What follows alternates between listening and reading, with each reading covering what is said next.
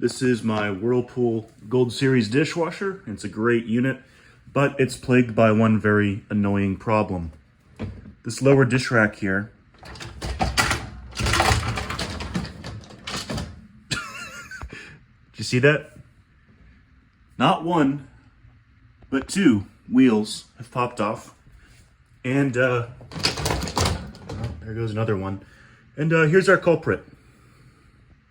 These are little push pins that are supposed to go in here. And the wheel's supposed to stay snugly into place, sort of like a clip fit. But in reality, after over a decade, with almost no effort, they pop right off. So in this video, we're going to be trying to address that problem in an affordable way. So here's the fix I came up with.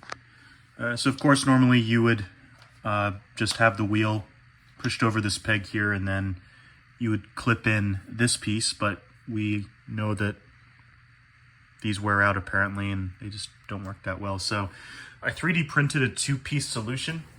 Well, I guess a 4-piece if you include the screw and the nut.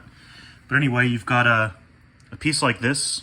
I'm calling it the axle, which is really, really similar to the original part, except that it has this shaft like bore down the middle for an M4 size bolt. So this is a 25mm M4 bolt with a washer, but I guess you could use whatever size was convenient. And then on the other side, it will receive a associated nylon lock nut in this retainer piece here. You can see has been designed so that the nut just kind of falls inside of it. So I could put a nut in just like that.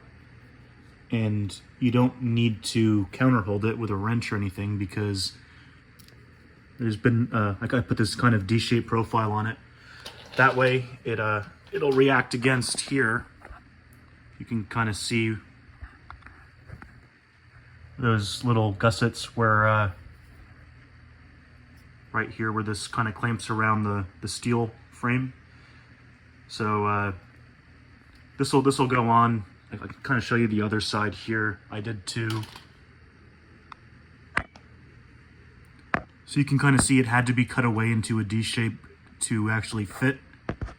But also that stops it from spinning around while you're trying to tighten it. You don't need to use two hands, like having a wrench on one side and then a Allen wrench on the other. You can just do it from one end using this is just a bit driver. So that's the theory. These spin perfectly fine. There's still like a little bit of, looseness so that they're not gonna get bound up or anything.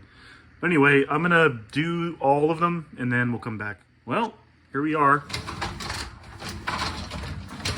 I'm gonna say problem solved on that.